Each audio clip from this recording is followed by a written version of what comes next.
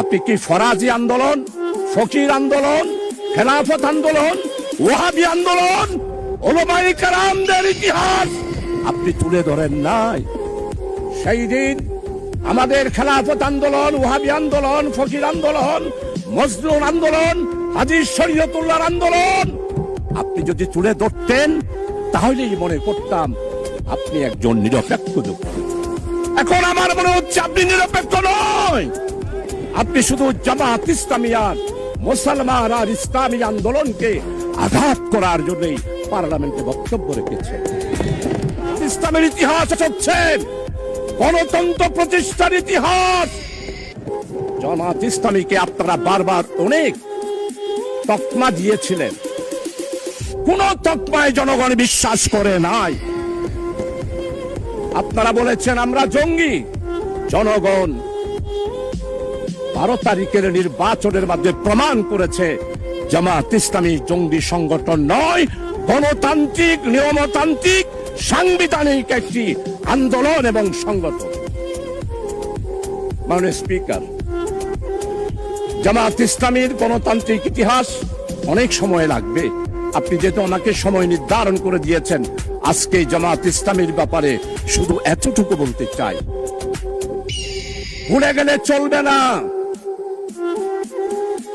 1997 সালে দেশনেত্রী বেগম খালেদা জিয়া বৃহত্তর বিরোধী দলের নেতা ছিলেন। চট্টগ্রাম মেডিকেল কলেজে গেলেন, অবরুদ্ধ হয়ে গেল। ফ্যাসিস্ট, স্বৈরাচার যারা বাংলাদেশে জঙ্গি কায়েম করেছিল তারাই বেগম খালেদা জিয়াকে চট্টগ্রাম মেডিকেল কলেজে অবরুদ্ধ করেছিল।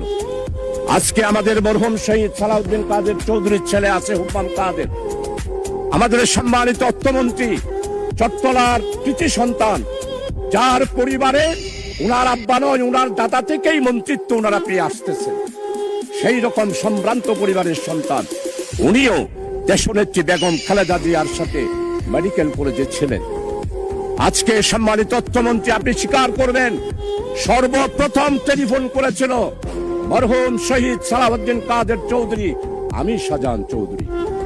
আমি তো জামাত, আমি তো শিবির, কিন্তু সেই দিন আমরা জামাত শিবিরেরা চট্টগ্রাম মেডিকেল কলেজ থেকে দেশনেত্রী বেগম খালেদা জিয়াকে সালাউদ্দিন কাদের চৌধুরীর আহ্বানে জামাত এবং শিবির সেই দিন বেগম খালেদা জিয়াকে আমরা উদ্ধার করেছিলাম। মাননীয় স্পিকার, আজকে স্বাধীনতার কথা বলা হয়, সর্বপ্রথম একটি মাত্র রাজনৈতিক দল পূর্ব পাকিস্তানের স্বাধিকার কোন পথে আসবে এই ব্যাপারে সর্বপ্রথম পূর্ব পাকিস্তান থেকে যিনি বক্তব্য দিয়েছিলেন তিনি হচ্ছেন প্রফেসর গোলাম আজম। 1970 সালের নির্বাচন হলো, নির্বাচনের পর সর্বপ্রথম একটি রাজনৈতিক দলের পক্ষ থেকে সমস্ত পত্রিকা সাক্ষী তাসপাটু পাওয়ার শেখ মুজিবুর রহমান প্রফেসর গোলাম আজম বক্তব্য দিয়েছেন। আমরা সেদিন বলেছিলাম সংখ্যাগরিষ্ঠতা হিসেবে আওয়ামী লীগ যেহেতু জনগণ রায় দিয়েছে তাই শেখ মুজিবের হাতেই ক্ষমতা হস্তান্তর করুন। আজকে সম্মানিত আমার অত্যন্ত পরম মুরব্বী ইতিহাসবিদ, আমি ওনার ফেসবুকে সব বক্তব্য শুনি, ওনার মনের ভিতরে অনেক আবেগ।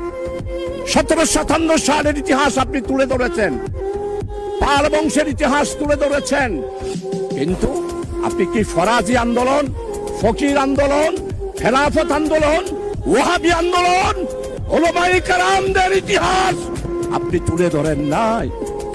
সেই দিন আমাদের খেলাফত আন্দোলন, ওয়াহাবি আন্দোলন, ফকির আন্দোলন, মজলুম আন্দোলন, হাজী শরীয়তুল্লাহর আন্দোলন আপনি যদি তুলে ধরতেন তাহলেই মনে করতাম আপনি একজন নিরপেক্ষ ব্যক্তি।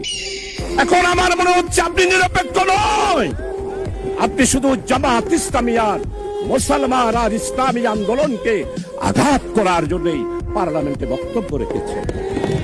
আমার নেতা, আমাদের অপোজিশনের লিডার, উনি মুক্তিযোদ্ধার পরিবারের সন্তান, শহীদ পরিবারের সন্তান, এটার উপরও আপনি আঘাত। আপনার মনের বেদনা আমরা বুঝতে পারি। মাননীয় স্পিকার, জনাব প্রেসিডেন্ট ভাষণ দিয়েছেন, সেই ভাষণের ব্যাপারে মাননীয় সংসদ সদস্যবৃন্দ অনেকেই ওনাকে সাধুবাদ জানিয়েছেন। আমরা এটার বিরোধিতা করি।